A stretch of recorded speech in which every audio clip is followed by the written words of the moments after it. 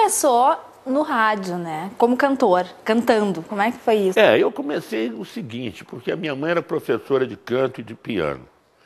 Então eu cresci também, não só com os colegas do meu pai, os comediantes, mas na minha casa muitos cantores, porque a mamãe ensaiava muita gente. Então conheci Carlos Galhardo, conheci Orlando Silva, Francisco Alves, pessoas inclusive que gravavam músicas do meu pai, né? E nessa época a mamãe começou a me ensinar a cantar, e ela recebia muito das edições Vitale, que ela, em solteira, trabalhou para a editora Vitale, editor de música. Então vinham todos aqueles sucessos dos Estados Unidos, os Vitales mandavam para ela aqueles álbuns de música americana, aí ela tirava um piano, eu ouvia e coisa. E eu, com 10 anos de idade, 11 anos, eu já começava a cantar em inglês. Inclusive o pouco de inglês que eu sei. Foi daí. É inglês de música, que a gente vai procurando saber o que é isso, qualquer coisa, para saber o que está cantando. Não é? E eu comecei então a cantar, eu cantava em inglês. Eu tive um pianista chamado Elmir Deodato, que hoje está nos Estados Unidos, é o maestro Elmir Deodato. Elmir tinha 16 anos de idade. E o Durval Ferreira também. Durval, esse já foi para o céu. Durval Ferreira, Bebeto, o Bebeto Castilho, que depois fundou o Tamba Trio. Essa turma toda fazia parte de um conjunto, de uma banda, e eu era o crooner. Eu cantava nessa banda. E eu cheguei a gravar em 1958, eu cheguei a gravar com o nome de Dixon Savannah. Cantando em inglês, Dixon Savannah, e o back vocal eram os Snakes, era um conjunto formado pelo Erasmo Carlos, Edson Trindade, Arlênio Lívio e o China, que era um produtor de Rock, rádio. isso, Silvino. Isso em 1958. E era rock? Rock pauleira mesmo, rock pauleira. E como que foi migrar para a televisão e para o teatro, para a atuação? Tu cantava e de repente... Pois é engraçado, eu sempre gostei muito de escrever. Então, eu não tinha nem máquina de escrever, nem nada, né? Eu escrevia na base do garoto, com 17, 16 anos. Eu escrevia ali cadernos, e eu escrevia histórias eróticas, quer dizer, no popular, livros de sacanagem. Escrevia aquelas coisas e levava para os amigos, lia na praia, ficava aquela roda em volta de mim, todo mundo ria, aquela coisa toda. E numa dessas ocasiões estava fazendo parte do grupo o comediógrafo Glaucio Gil, o grande Glaucio Gil. Esse morreu com 40 anos de idade. Glaucio Gil, autor de Procura-se uma Rosa, autor de Toda Donzela Tem um Pai que é uma Fera. E nessa época era a Donzela que estava num teatro do lado da minha casa. E eu assisti a Donzela várias vezes a peça. E fiz amizade com o Glaucio. E nesse dia que eu estava lendo um livro qualquer lá, que a turma estava rindo, o Glaucio estava do lado. E riu muito também. E me disse: Paulo, você escreve tão bem. O teatro é carente de peças de costume. Né? O teatro é muito cheio de negócio de tragédias e coisas. Por que você não passa a escrever comédia? Escreve uma comédia. Se a comédia for boa, eu monto. Ele me falou isso. Aí, baseado nisso, quer dizer, ele me botou aquela mosca na cabeça, e eu já tinha, nessa altura do campeonato, eu já tinha gravado Nova Geração em Ritmo de Samba, um LP na Copacabana Disco, com Elmir, com Otamiro Carrilho, enfim. Eu já tinha feito um disco de bossa nova. E no meio dessa leva de músicas que eu gravei, tinha uma música chamada Anjinho Bossa Nova, que os cariocas, inclusive, gravaram. No primeiro LP que eles gravaram, Garota de Ipanema, na Bossa dos Cariocas, o Anjinho está lá.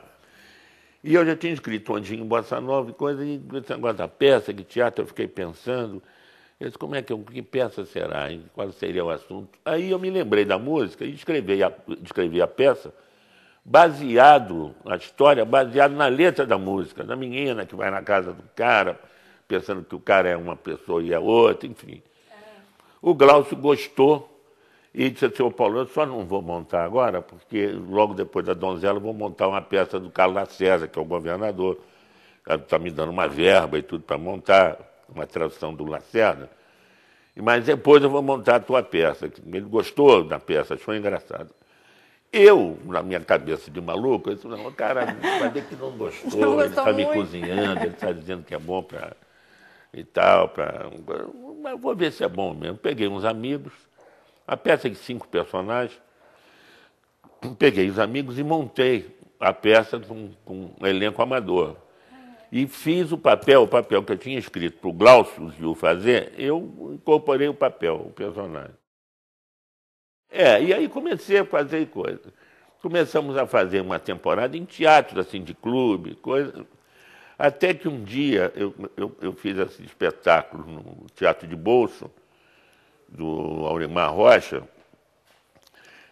Era um teatrinho pequeno, perto da minha casa, e quem estava na temporada fazendo teatro era a dona Dercy Gonçalves. Ela estava com a peça Somos Todos Tarados, a peça da Dercy. E a Dercy, muito amiga do meu pai também, já tinham trabalhado juntos. E o teatro antigamente era de terça a domingo. Era direto. Só folgava segunda-feira. E lotava o teatro. De terça a domingo. De terça a domingo. Né? Não tinha, naquela época não tinha força, negócio da novela de televisão e tudo. O pessoal ia para a rua mesmo. Então, eu fui lá na Dercy e pedi a ela, dona Dercy, será que eu posso usar o seu cenário segunda-feira, que eu fiz uma peça e coisa, olha, tem mais luz aí, depois você bota, pode usar, mas cuidado, não suja o cenário, não sei o quê. E montei o Anjinho às segundas-feiras com esse elenco amador. Na terceira ou quarta segunda-feira, um produtor foi lá, o Fernando Dávila, produtor e diretor de teatro, e que estava no teatro dele, era o Teatro Jardel, era um teatro que tinha existia na Avenida Atlântica, um teatrinho pequeno de 200 e tantos lugares. E o Fernando Dávila assistiu o espetáculo e depois foi no camarim e marcou comigo, disse, olha, desvia do pessoal porque eu não posso levar todo mundo, porque eu não posso montar um negócio com 5 desconhecidos. Amadores, como tu disse. Não posso, porque agora eu quero montar a tua peça profissionalmente, vou colocar um elenco profissional nela, agora eu quero você no papel, que você é muito engraçado, eu quero que você faça o papel. E assim foi, fizemos Anjinho Bossa Nova, profissionalmente era eu, Augusto César Vanucci, que depois se tornou um grande diretor na TV Globo, a Aimee, a atriz Aimee, que há 15 anos não fazia teatro, e o Fernando Chamente chamou a Aimee para fazer um gancho, a volta da Aimee no teatro, Maurício Loyola e a Brigitte Blair, que na época a dona Brigitte tinha 18 anos de idade e fazia striptease numa boate lá no Rio. E o Fernando disse, não, eu ainda discuti com o Fernando, peraí, mas essa moça ela é bonita, mas ela não é atriz. Ô, Paulo, não importa, que eu quero botar ela seminua, tá entendendo? Ela vai entrar só de calcinha em cena e tal. E uma atriz de comédia não vai fazer. Hoje todo mundo fica nu e tudo é uma loucura. Mas antigamente não tinha isso, né? E o Fernando conseguiu para apimentar mais o espetáculo. E o Anjinho ficou 2 anos em cena. Fomos para São Paulo. Depois do Anjinho escrevi uma outra peça, Ascensão e Queda de um Paquera, que virou até filme. Foi quando eu conheci também o Jorge Doria. Trabalhamos juntos. Jorge é uma figura fantástica, grande comediante o Jorge. Mas essa história do Anjinho é o seguinte, na primeira semana que terminou, que fizemos a peça, no domingo, depois da última sessão, ele disse, Paulo, amanhã é segunda-feira, amanhã não tem espetáculo, só na terça. Então amanhã você aproveita, vai na cidade e dá um pulo na SBAT, na Sociedade Brasileira de Autores Teatrais, porque tem lá o seu direito autoral.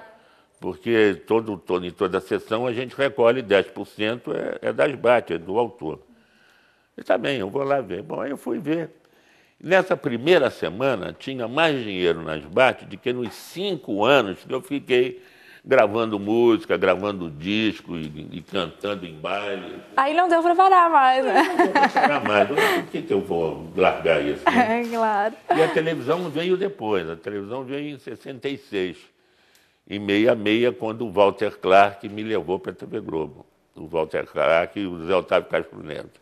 A gente já vai falar disso então. A gente volta já já.